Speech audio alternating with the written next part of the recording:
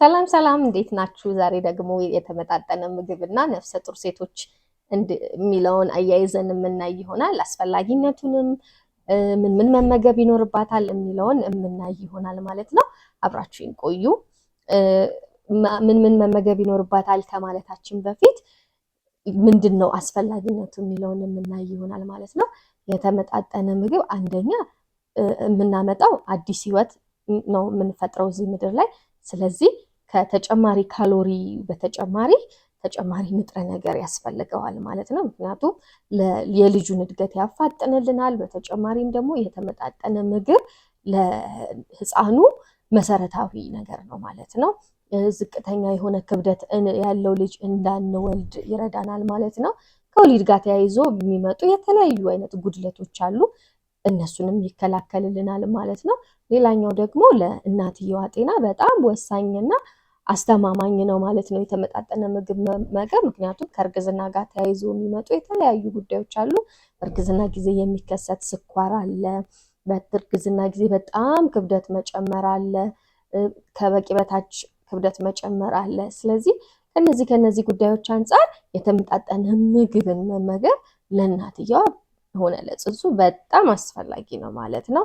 ሌላው አንዲት ሴት እርግዝና ከመግባቷ በፊት ቢቻል እንደኛ ሀገር ኮንቴክስት አልተለመደም ብዙ ጊዜ፣ ግን አሁን ላይ ነፍሰ ጡር ሴቶች አብዛኛውን ጊዜ የጤና ባለሙያ ማማከር እየተለመደ ስለሆነ ቢቻል በእርግዝና ከመግባቷ በፊት ጤናማ የሆነ የክብደት መጠን ይዛ ብትጀምር፣ ቦዲ ማስ ኢንዴክሷ ተሰርቶ ጤናማ የሆነ ክብደት ይዛ ብትጀምር፣ የተመጣጠነ ምግብ ሀቢቷ ወይም ልምዷም ደግሞ ጥሩ የሆነ የተመጣጠነ ምግብ ሀቢት ቢኖራት፣ ካልሆነ ደግሞ ሰውነታችን ንጥረ ነገርን ስቶር አድርጎ እርግዝናን ብትጀምር ውጤታማ የሆነ የእርግዝና ውጤት ይኖራታል ማለት ነው።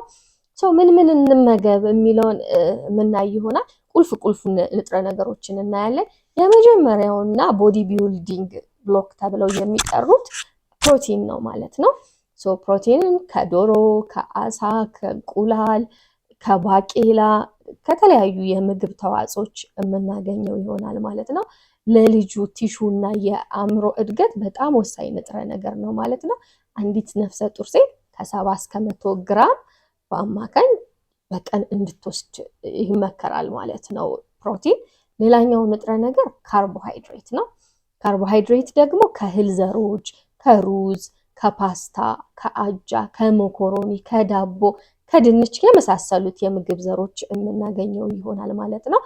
አንዲት ነፍሰ ጡር ሴት በአማካኝ በቀን ውስጥ ከ135 እስከ 175 ግራም የካርቦሃይድሬት ኮንተንት ያላቸው ምግቦችን ብትወስድ ይመከራል ማለት ነው።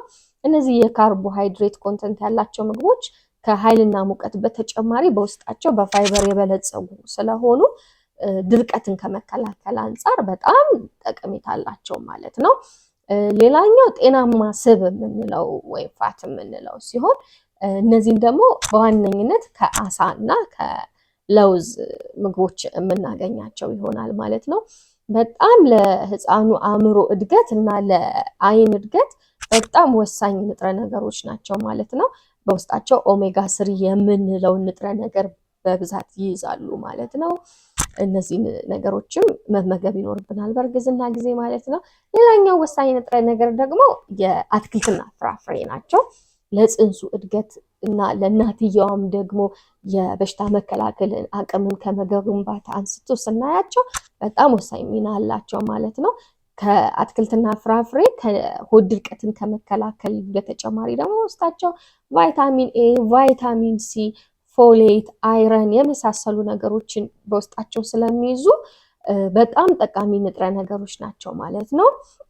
ሌላኛው አንዲት ነፍሰ ጡር ሴት በእርግዝና ወቅት መመገብ ያለባት ነገር ምንድነው ብለን ስናስብ አይረን ነው። አይረን በእርግዝና ጊዜ በጣም አስፈላጊ የሆነ ንጥረ ነገር ነው። ከምግብ በተጨማሪ ነፍሰ ጡር ሴቶች በሰፕልመንት መልክም ወይም በእንክብል መልክ ይወስዱታል ማለት ነው።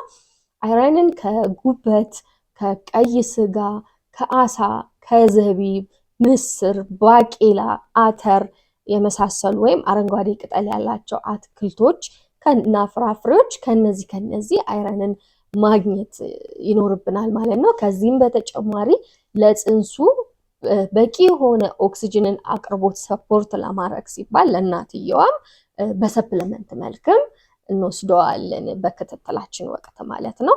አይረን አኒሚያን በአንዲት ነፍሰ ጡር ሴት በእርግዝና ጊዜ በጣም በአኒሚያ ልትጠቃ ስለምትችል አይረንን በጣም አጥብቀን መውሰድ ይኖርብናል ማለት ነው። አንዲት ነፍሰ ጡር ሴት በቀን ውስጥ በ27 ሚሊግራም የሚያክል አይረን መጠን ያለው ነገር መውሰድ ይኖርባታል ማለት ነው።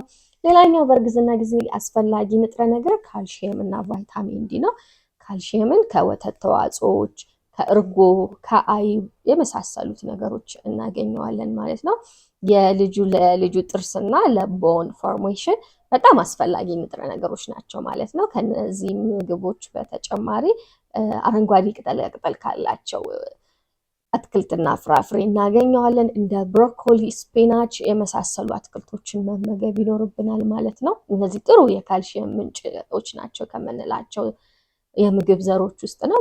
አንዲት ነፍሰ ጡር ሴት በቀን ውስጥ 1000 ሚሊግራም የሚያክል የካልሽየም መጠን ያለው ምግብ መመገብ ይኖርባታል ማለት ነው። ሌላውና ወሳኙ ንጥረ ነገር ደግሞ ፎሌት እና ቫይታሚን ቢ12 የምንለው ነው። ምክንያቱም ፎሌት ከኒውራል ቲዩብ ዲፌክት ጋር ተያይዞ የሚመጡ ከጽንሱ የነርቭ ስርዓት ጋር ተያይዞ የሚመጡ የወሊድ ጊዜ ጉድለቶችን ከመከላከል አንጻር በጣም ዋነኛ ንጥረ ነገር ነው ማለት ነው። አንዲት ነፍሰ ጡር ሴት ከ400 እስከ 600 ሚሊግራም ፎሌት መውሰድ ይኖርባታል ማለት ነው። ከጎመን፣ ከቆስጣ፣ ከባቄላ፣ ከብርቱካን ከመሳሰሉት ምግቦች ይሄንን ንጥረ ነገር ማግኘት ትችላለች ማለት ነው። በተጨማሪም ሰፕሊመንቶችን መውሰድ ይኖርባታል ማለት ነው። ምን አይነት ሰፕሊመንቶች በእርግዝና ጊዜ ሴፍ ናቸው የሚለውን በቀጣይ ቪዲዮአችን እናያለን ማለት ነው። የእናትየዋ ጥሩ አመጋገብ መኖር ወይም ኒውትሪሽናሊ በጣም በቂ የሆነ ምግቦችን መውሰድ ምን ጥቅሞች አሉት ስንል ለእናትየዋም ሆነ ለጽንሱ በጣም አስፈላጊ የሆኑ ጥቅሞች አሉት። አንደኛው ለእናትየዋ ስንል እናትየዋ የመታመምን አደጋ ይቀንስላታል ማለት ነው። ምክንያቱም በእርግዝና ጊዜ ባይ ዲፎልት የእናትየዋ የበሽታ የመከላከል አቅሟ ቀነስ ስለሚል የበሽታ የመከላከል አቅሟን መገንባት ትችላለች። ቅድም እንዳልነው ከአይረን ጋር ተያይዞ አኒሚያ አለ። ስለዚህ አስፈላጊውን የሆነ ንጥረ ነገር ወሰደች ማለት የበሽታ መከላከል አቅሟን ከፍ ታደርጋለች ማለት ነው። ሌላኛው በእርግዝና ወቅት የድካም ስሜት ይሰማናል። በተለያዩ የሆርሞናል ለውጦች ምክንያት የድካም ስሜት ይኖራታል፣ በእንቅልፍ መዛባት ምክንያት በመሳሰሉት ነገሮች። ስለዚህ ይህንን የድካም ስሜት ይቀንስላታል ማለት ነው። እንደ ካልሽየም የመሳሰሉ ንጥረ ነገሮች ወይም ቫይታሚን ቢ የመሳሰሉ ደግሞ ንጥረ ነገሮች ከእንቅልፍ ጋር ፖዚቲቭ የሆነ ሪሌሽን አላቸው። ስለዚህ እርግዝና በተለያዩ ምክንያቶች እንቅልፏ ሊስተጓጎል ይችላል። ስለዚህ እነዚህ ንጥረ ነገሮች መውሰዷ ሰፖርት ያደርጋታል ማለት ነው። ጤናማ የእርግዝና ጊዜ ክብደት እንዲኖራት ይረዳታል። ከእርግዝና ጋር ተያይዞ የሚመጡ እንደ ስኳር የመሳሰሉ በሽታዎችን ደግሞ በተመጣጠነ ምግብ በመውሰድ ልትከላከል ትችላለች ማለት ነው። ከጽንሱ ላይ ደግሞ ያለውን ጥቅም ስናይ ከወሊድ ጋር ተያይዞ የሚመጡ ጉድለቶች አሉ። ለምሳሌ በፎሌት እጥረት ምክንያት ኒውራል ቲዩብ ዲፌክት ይመጣል። ከፎሌት ጋር ተያይዞ የሚመጣውን ይሄንን ዲፌክት አስፈላጊውን ያህል መጠን በመውሰድ እንከላከላለን ማለት ነው። ከአይረን ጋር እናትየዋ በመውሰዷ ደግሞ እያደገ የሚመጣው የልጁን የደም ዝውውር ወይም የደም አቅርቦት ሰፖርት እናደርገዋለን ማለት ነው። ስለዚህ የደም ማነስን ይከላከልልናል፣ የልጁን የኦክሲጅን አቅርቦት ያረጋግጥልናል ማለት ነው። ኦሜጋ ስሪን ደግሞ በመውሰዳችን ለምሳሌ የልጁን የአንጎልና የአይን እድገት ሰፖርት እናደርጋለን ማለት ነው። ከዚህ ጋርም ተያይዞ የሚመጡ ጉዳቶችን እንቀንሳለን ማለት ነው። ለልጁ ለረጅም ጊዜ የጤና መሰረት ነው። በቃ የአስፈላጊውን ንጥረ ነገር እናትየዋ በእርግዝና ጊዜ መውሰዷ ለልጁ ቤዝ ወይም መሰረት ታስቀምጣለች ማለት ነው፣ ለወደፊት ጤናው ማለት ነው። ለሁለት ሰው ነው የምትመገበው ስንል በተለምዶ እንደ አገራችን ላይ ብዙ ጊዜ ለሁለት እኮ ነው የምትመገቢው ይባላል። ነገር ግን ለሁለት መመገብ መጠኑን ብቻ ከፍ ማድረግ ሳይሆን የሚያስፈልገውን ኒውትሪሽናል ኮንተንትንም ለሁለቱ ማቅረብ ያስፈልጋል ማለት ነው። ከኳንቲቲ ወይም ከብዛት ኳሊቲ ላይ ጥራት ላይ ኒውትረንት ላይ በእርግዝና ጊዜ ትኩረት ብናደርግ ይመከራል ማለት ነው። አምሮትም ደግሞ አማረኝ ተብሎ የተገኘ ሁሉ መበላት የለበትም በእርግዝና ጊዜ፣ ምክንያቱም የራሱ የሆነ ጉዳት ይዞ ይመጣል ማለት ነው። አምሮታችንን ይሄ ኒውትሪሽናሊ ቫሊዩ ያላቸው ምግቦች ላይ ትኩረት ብናደርግ ይመከራል ማለት ነው። ከዚህ በተጨማሪ ደግሞ ኤክስፐርቶችን ወይ ባለሙያዎችን ማማከር ይኖርብናል። በእርግዝና ጊዜ በተለያየ ነገር በሚሰማን ወቅት የስነ ምግብ ባለሙያም ካልሆነ ደግሞ በክትትል ወቅት የምናገኘውን ባለሙያ ማናገር ይኖርብናል ማለት ነው። ምክንያቱም በእርግዝና ጊዜ ምርጫችን ማተር ያደርጋል የምንመገበው ምግብ ላይ ማለት ነው። ስለዚህ ከእርግዝና ጋር ተያይዘው የሚያስፈልጉ ንጥረ ነገሮችን ይሄን ያህል ካወራን፣ የተለያዩ ጥያቄዎች ካላችሁ እንድሰራላችሁ የምትፈልጉት ሌላ ቪዲዮዎች ካሉ ደግሞ በምን እንመገብ በእርግዝና ጊዜ የሚለውን ነገሮች ሰራላችኋለሁ፣ ከስር ማስቀመጥ ትችላላችሁ ማለት ነው። ስለተከታተላችሁኝ አመሰግናለሁ። በሌላ ቪዲዮ እስክንገናኝ ቻው።